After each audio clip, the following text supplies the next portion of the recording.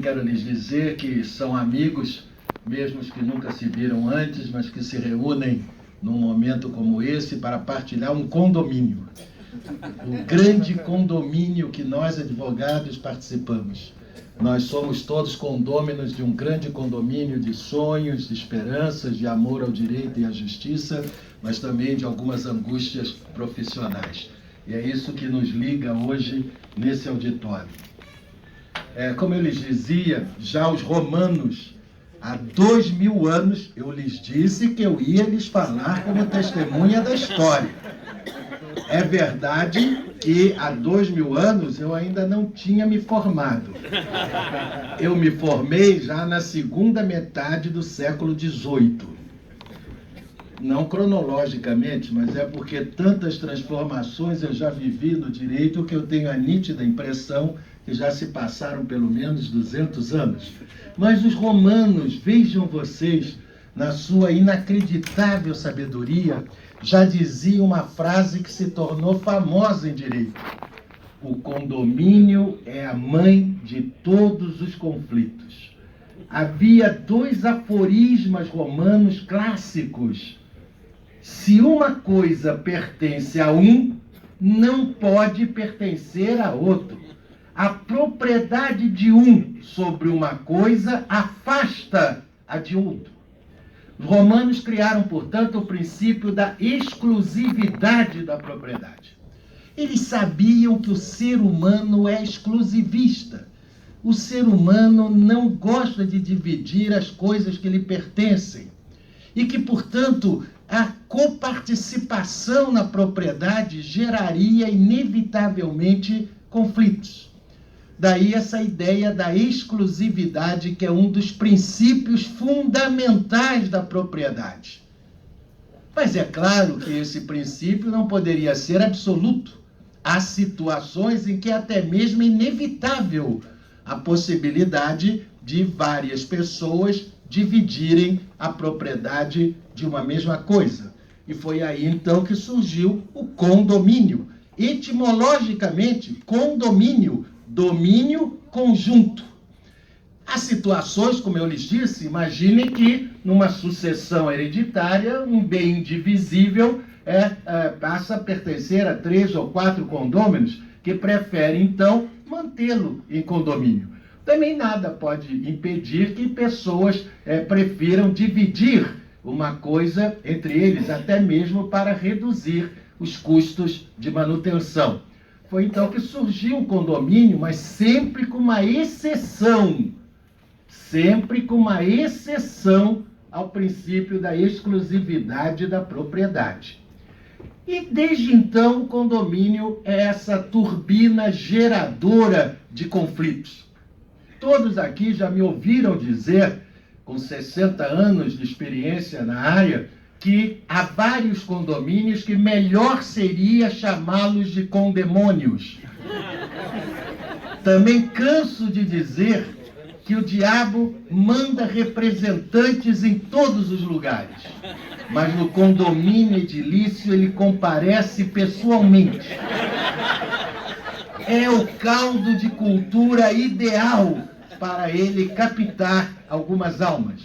E, meus amigos, vocês vão viver essa experiência. Após 60 anos participando de assembleia de condomínio, eu desenvolvi uma sensibilidade que me permite, em 15 minutos depois, eu identificar, é aquele, o diabo incorporado. Raramente eu erro. Vejam, portanto, meus amigos, como é difícil a vida em condomínio. Mas, como eu estou aqui para dar um testemunho da história, eu já falei de Roma Antiga há 2000 anos, eu vou agora dar um grande salto para grande alívio da plateia. O Código de 1916 só disciplinava 2 espécies de condomínio. Nós tínhamos o condomínio legal, também chamado necessário, imposto por lei, que é aquele, por exemplo, que se estabelece sobre as árvores limítrofes, as muros e paredes divisórias, e o condomínio voluntário, em que a mesma coisa pertencia toda ela a várias pessoas, que tinham sobre ela um determinado quinhão. Só que os tempos foram passando e as cidades foram crescendo, eu preferiria dizer até inchando, com o êxodo rural após a Revolução de 30. E o solo urbano supervalorizou-se. A especulação imobiliária começou a mostrar as suas garras. E as cidades começaram a se verticalizar. Surgiu, então, a figura dos arranha-céus a pontilhar o horizonte das cidades brasileiras. E esse condomínio de várias unidades no mesmo edifício, dividindo coisas comuns que pertencem a todos e coisas exclusivas, essa figura de condomínios não se enquadrava em nenhuma das hipóteses do Código de 16. Isso trazia problemas gravíssimos, principalmente aos juízes da época, que não tinham como aplicar aos conflitos nascidos nesse novo perfil urbano as regras do Código Civil de 16. Uma jurisprudência pioneira e corajosa começou, então, a criar regras diferentes do Código Civil para compor esses conflitos que surgiam nessas comunidades de edifícios. Foi, então, que ocorreu um marco histórico para o direito condominial. Em 1964, o governo militar do general Castelo Branco essa foi uma boa ideia, entre tantos erros que esse período nos levou, infelizmente, mas essa foi uma grande contribuição, incumbiu aí sim ao mestre de todos nós, aquele que eu considero um dos poucos brasileiros que merecem o título de jurista, porque no Brasil há alguns juristas que eu fico pensando que só devem ser juristas porque emprestam dinheiro a juros. Mas se há alguém no Brasil que merece o título de jurista, é o professor Caio Mário. Porque jurista é aquele que enxerga 20 anos à frente do seu tempo. Jurista é aquele que percebe para onde sopram os ventos da mudança. E Caio Mário, então, em 64, foi incumbido pelo governo de elaborar uma lei que conseguisse disciplinar essa nova modalidade de condomínio, que ele chamou, então, de condomínio em planos horizontais. Muita gente não entendeu a denominação e eu cansei de ouvir condomínio vertical, porque as pessoas se deixavam seduzir pela imagem do edifício erguendo-se perpendicularmente ao solo. Mas era em planos horizontais, porque a propriedade se dividia através das diferentes lajes que compunham cada andar. E aí surgiu a Lei 4.591 de 64, condomínio e incorporações. Porque o outro grande contribuição, um divisor de águas, um momento histórico, Caio Mário conseguiu com essa lei sanear o poluidíssimo mercado de construção civil nessa época, em que empresas desqualificadas e empresários que eram quase malfeitores iniciavam construção de edifícios sem nenhuma estrutura jurídica ou econômica e paralisando as obras, criando os famosos esqueletos que enfeiavam as cidades brasileiras. Foi em 64 que se criou, então, o contrato de incorporação imobiliária. A figura do incorporador, a figura do memorial de incorporação obrigatório para que se pudesse lançar um empreendimento imobiliário. 64 foi realmente um ano divisor de águas para o direito imobiliário e para o direito condominial. Daí porque a lei é conhecida até hoje com toda a justiça como Lei Caio Mário, a Lei de Condomínios e Incorporações, que, como foi muito bem ressaltado, eu agradeço, uma das minhas honras profissionais de que eu tanto me orgulho é ter sido encarregado pela editora Gen Forense, junto com outro grande mestre, Melim Chalub, de atualizar essa obra histórica, Condomínio e Incorporações, do professor Caio Mário. Então surge o condomínio que agora o novo Código Civil de 2002 resolveu apelidar de condomínio edilício. Um nome horroroso. Primeiro porque 95% dos brasileiros não têm a menor ideia do que seja edilício. E se perguntarem ao homem da rua se você mora num condomínio edilício, ele vai dizer, não, eu moro num edifício de apartamentos. Né? Porque vai imaginar que é uma colônia agrícola em Marte que está sendo organizada. Mas, de qualquer maneira, temos lei, é condomínio edilício, com todos os seus conflitos e todos os seus desafios. O que caracteriza o condomínio edilício, distinguindo-o do condomínio voluntário, é exatamente essa coexistência quase milagrosa de coisas que são pertencentes a todos os condôminos e coisas que são de propriedade exclusiva dos condôminos. Mas qual é o grande desafio do condomínio? Que não há como se evitar, a não ser que se mudasse a natureza humana. É que essa proximidade física de pessoas com temperamentos diferentes, culturas diferentes, religiões diferentes, essas diferenças explodem necessariamente sob a forma de conflitos. Conflitos que desaguam frequentemente nas delegacias policiais, nos hospitais e até mesmo, não é exagero, nos cemitérios. Infelizmente. Isso é da convivência humana, não há como evitar isso. Quem mora em condomínio edilício tem que estar preparado para esses desafios. E por isso o Código Civil também tenta disciplinar o que ele chamou de direitos de vizinhança, que eu prefiro chamar até de deveres de vizinhança, que no condomínio edilício são de fundamental importância. Eu vou lhes dar um exemplo do que existe no condomínio. Quando eu era ainda desembargador na ativa, aliás, quando eu estive desembargador, porque eu nunca fui desembargador, eu sempre digo que eu estive desembargador, porque eu ingressei na magistratura para grande honra minha, representando o 5º Constitucional da Advocacia. Eu era um ser híbrido, com corpo de desembargador, o que se percebia, infelizmente, pelo volume do abdômen, mas com a cabeça teimosamente sonhando como advogado. Eu fui relator de um processo, pasmem vocês.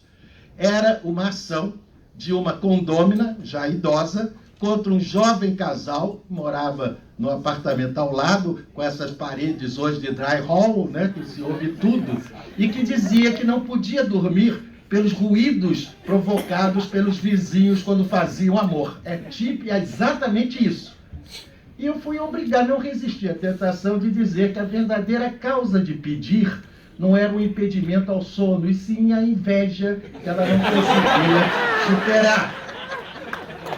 Quer dizer,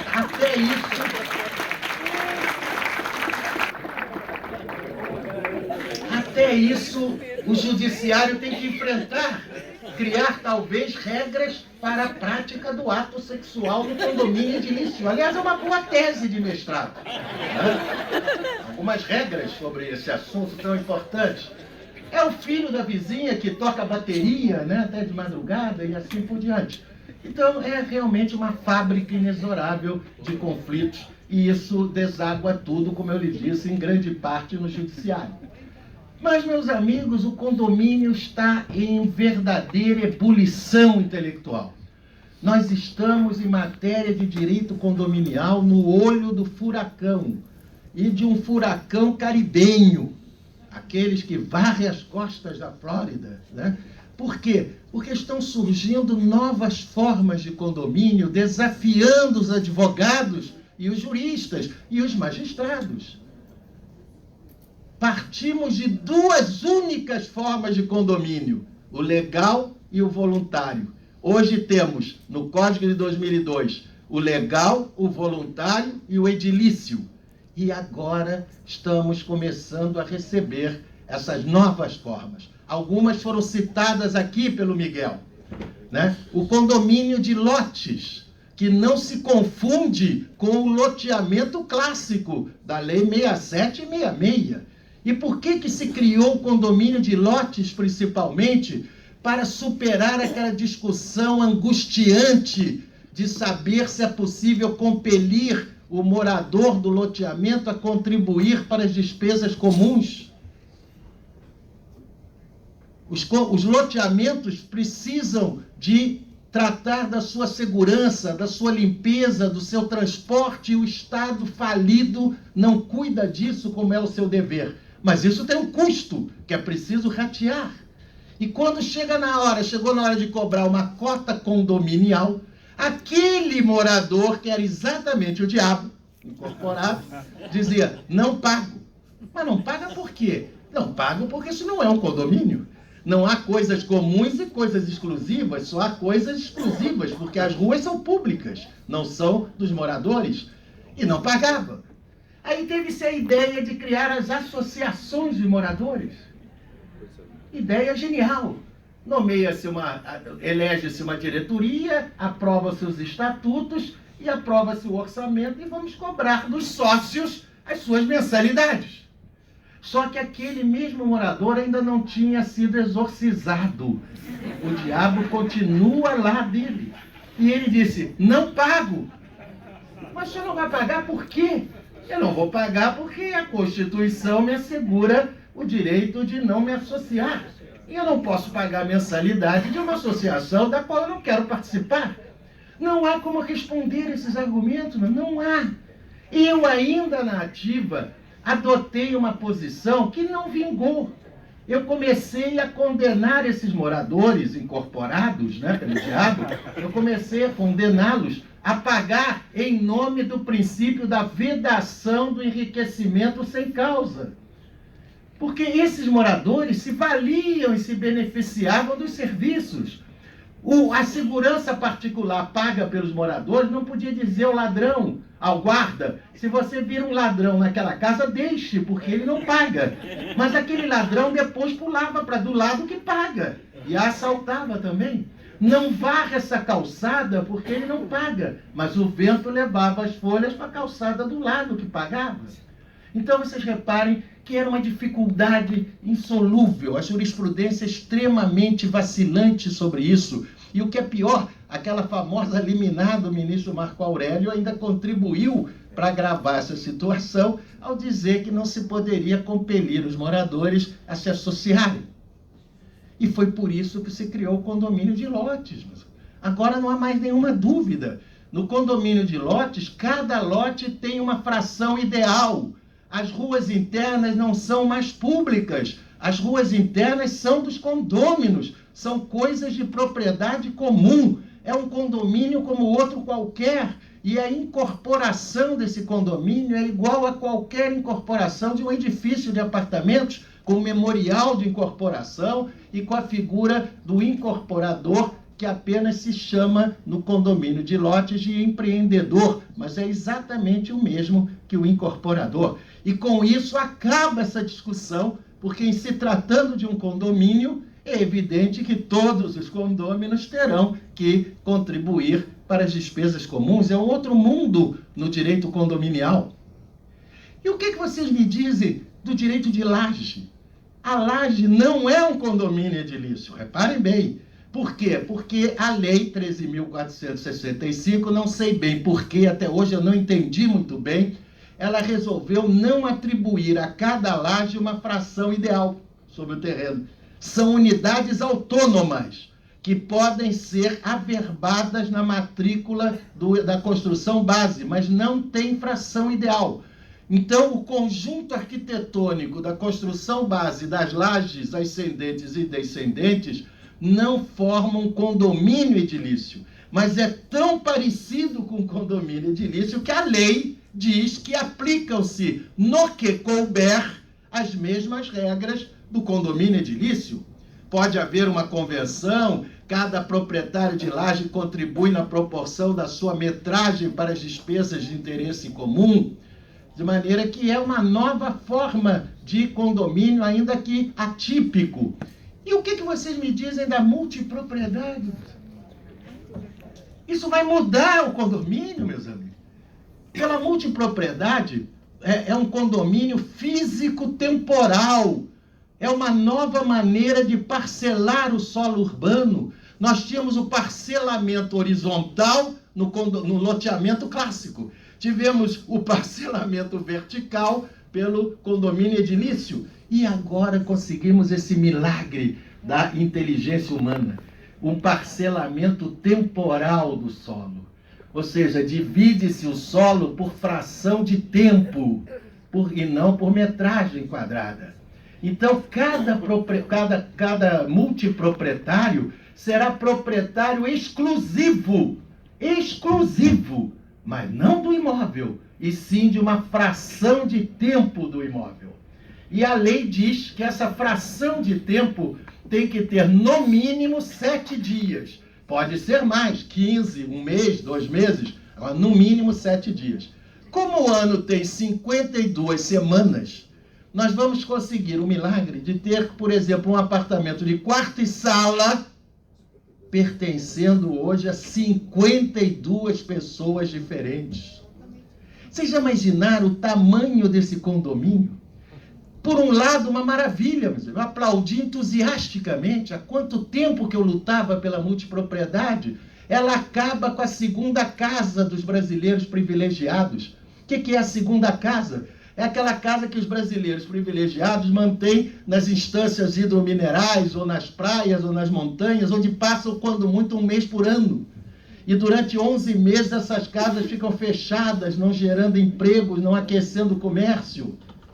Isso agora pode acabar, mas se por um lado essa lei acaba com a segunda casa, ela permite que a grande maioria da população brasileira passe a ter uma segunda casa. Porque os brasileiros hoje não conseguem ter uma única casa numa praia, na região dos lagos, mas eles podem ter uma semana de uma casa na região dos lagos.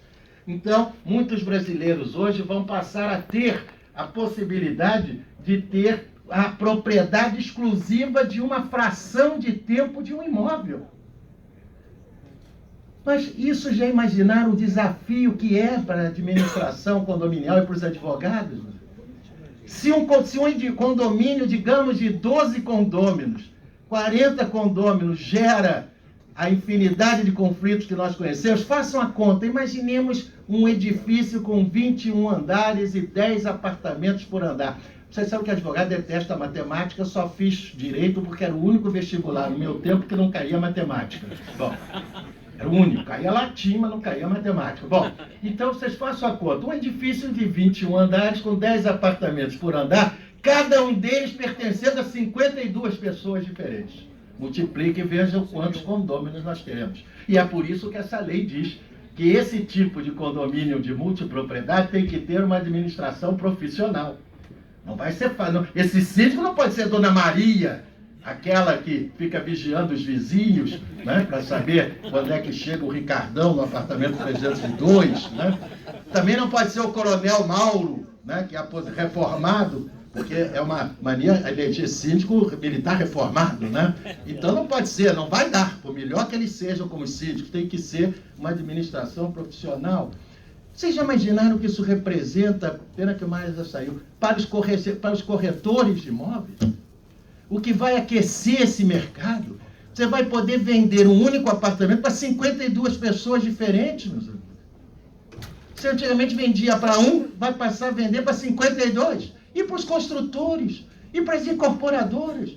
Vocês já imaginaram que isso vai aquecer o mercado da construção civil nas instâncias hidrominerais, nas praias, nas montanhas?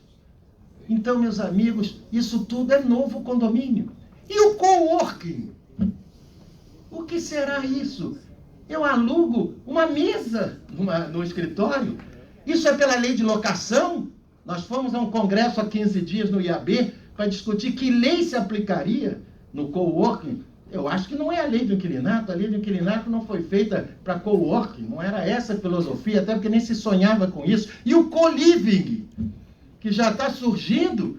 Você mora no mesmo apartamento, mas a cozinha, o banheiro, etc., é comum a vários apartamentos. Você só tem o seu flat, o seu estúdio, como preferem dizer na França. Então, vocês reparem que eu estou falando isso para mostrar como foi um momento oportuno de criar essa comissão. Eu não tenho a menor dúvida que o grande desafio desses próximos anos é o condomínio, sob as suas diferentes formas. Laje, condomínio de lotes, multipropriedade, coworking, co-living e as plataformas virtuais.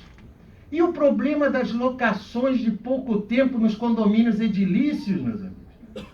Só eu já tenho várias ações em que se discute isso. Podem os condôminos se opor à utilização de uma unidade com uma rotatividade semanal, ocupado por pessoas que não se conhecem bem, geralmente com comportamentos até às vezes censuráveis?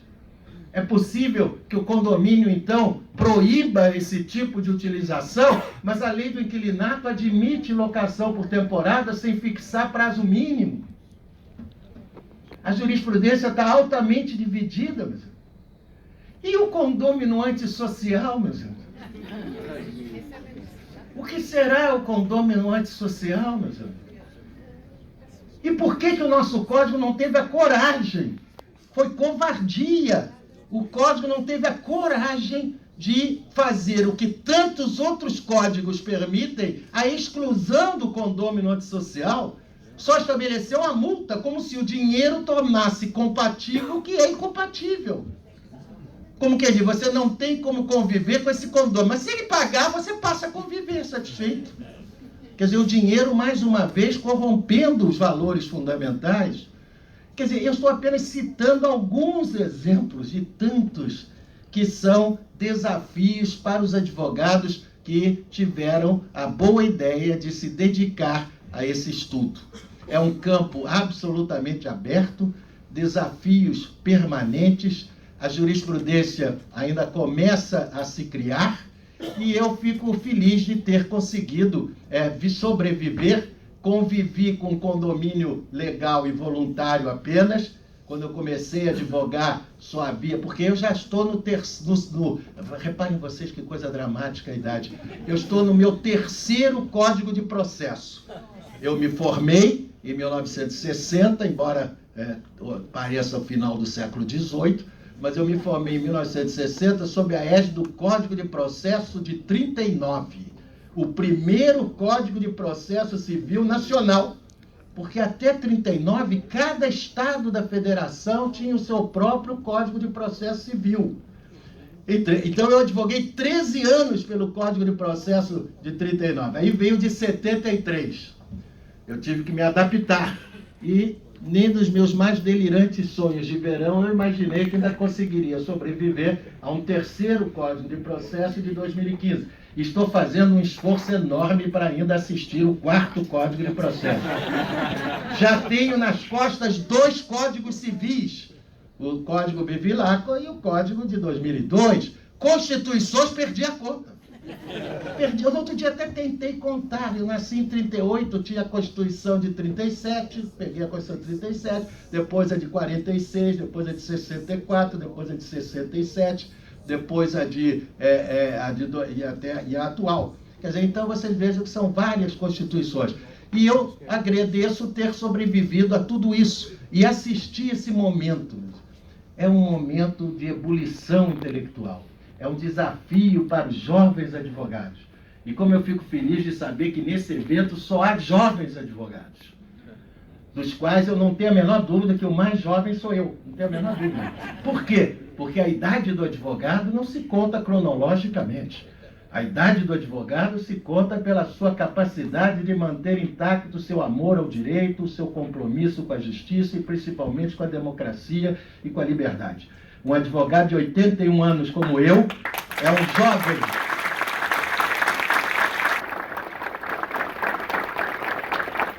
Um advogado de 81 anos como eu é um jovem recém-formado, porque eu, graças a Deus, mantenho intactos os ideais que me inspiraram em 1960 a receber meu grau de bacharel no palco do Teatro Municipal do Rio de Janeiro.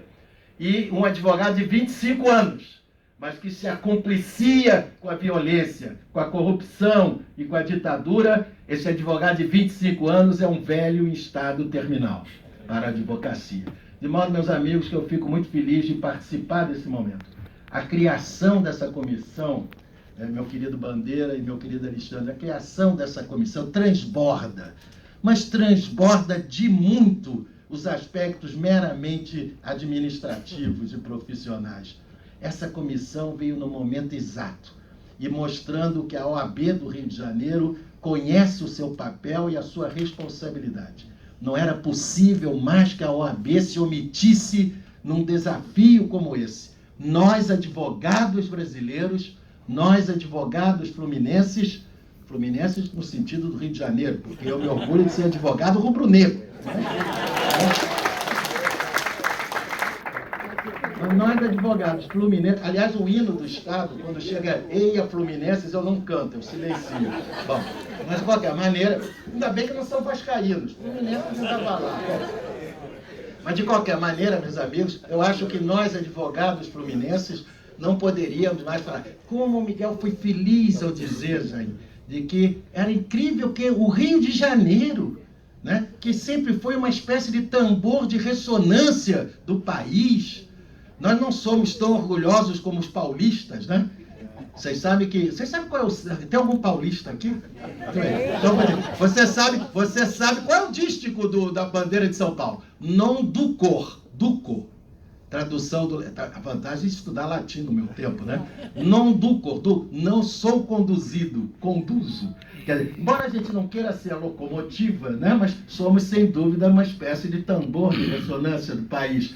Então era incrível que nós não tivéssemos, você foi muito feliz em ressaltar isso, a nossa Comissão de Direito Condominial. Os seus membros, eu tenho certeza, estão altamente qualificados para exercer essa função. Eu me sinto muito honrado de ter sido nomeado consultor dessa comissão. Eu estou inteiramente à disposição, embora ache que vocês não precisam de consulta de ninguém, porque são habilitados para enfrentar os desafios jurídicos, mas eu estou inteiramente à disposição para colaborar, seja na elaboração de pareceres, de congressos ou de palestras. Muito obrigado a vocês por terem me dado essa oportunidade. Ao final de uma carreira, qualquer oportunidade que surge, a gente se apega, né, para incluir no seu currículo. Aliás, quando você falou de alguns títulos meus, eu até ia fazer aquela brincadeira. Eu, quando compareço a congressos, é muito comum que me apresentem declinando alguns títulos. Também não é vantagem nenhuma, com 81 anos, se eu não tivesse conquistado alguns títulos, eu era um débil mental completo. Então, quando acaba a apresentação, eu então tomo a palavra e disse, olha, não precisava uma apresentação tão generosa, mas já que fizeram, eu só lamento que tenham esquecido o meu título mais importante, o título de que eu mais me orgulho.